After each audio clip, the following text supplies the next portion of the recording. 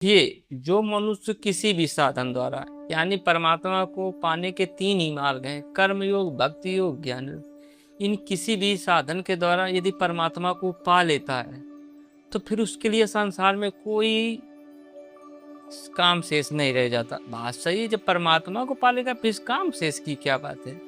वो अपने आप में संतुष्ट रहता, आनंदित रहता है, बिल्कुल बात सही है।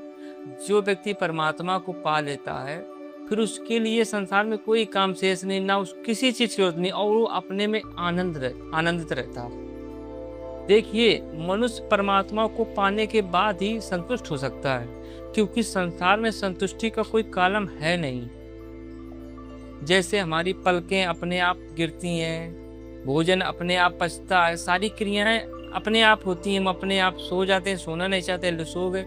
प्रकृति में हो रही चीजें, आदमी छोटे से बड़ा हो रहा है, सब प्रकृति नहीं हो रही, प्रकृति चीजें खत्म हो जाए। ऐसे ही सारा का सिस्टम प्रकृति से ही हो रहा है, भाग्य से हो रहा है। मनुष्य अपने को स्वयं ही बेवजह करता मान ले रहा है कि हम ये कर रहे, तो कर्म किया, वो होना था हो गया, तो जिंदगी में हमारी कर्तापन से एक चीज हो रही, हम कर रहे, आप कुछ नहीं कर रहे। सारा का सारा सिस्टम प्रकृति में हो रहा है, ईश्वर की इच्छा से हो रहा है।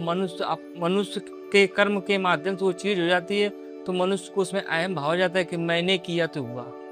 नहीं, बहुत अच्छे देखो जो योग लोग हैं, कहाँ है, कम योग लोग ऊपर चले गए, ऊपर बैठे हैं।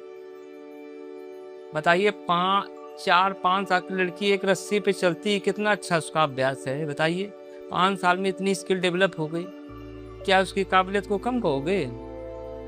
एक तो एक अच्छे योग लोग पढ़े हैं। कुल मिलाकर कहने का मतलब सारा सिस्टम प्रकृति में ही हो रहा है, तो उसके लिए संसार में कोई कार्य शेष नहीं रह जाता, वो अपने आप में ही संतुष्ट और आनंदित रहता है। भाई, जब परमात्मा को कोई पालेगा तो उसमें फिर संसार के कामों की आवश्यकता क्या रहेगी। भाई, ये तो बताने की जरूरत ही नहीं पड़नी चाहिए। देखो, परमात्मा को पाने के बाद ही व्यक्ति संतुष्ट हो सकता है, संसार में संतुष्टि का कोई कालम है नहीं। देखो, प्रकृति में कितने, आपका भोजन पचना, पलकों का गिरना, नींद आना, ये सांसों का आना जाना, ये आप करते हैं, ये प्रकृति में चीजें हो रही हैं, आप करते हैं नहीं करते।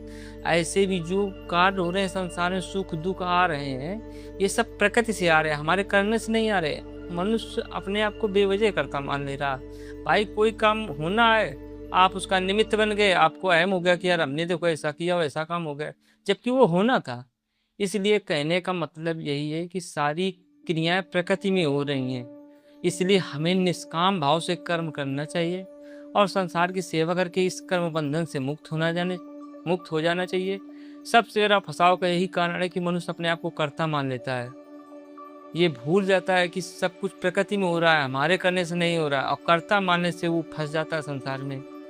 अनेक कर्ता ना माने तो निष्काम भाव से काम करने लगे कि हम तो ईश्वर के प्रतिनिधि हैं, काम कर रहे हैं, जो होना होगा होगा, हमें जो काम मिला वो कर रहे, अपना कर्तव्य समझकर हम काम को कर रहे कि हमें करना था, हम कर रहे, हम उसमें मालिक ना बने।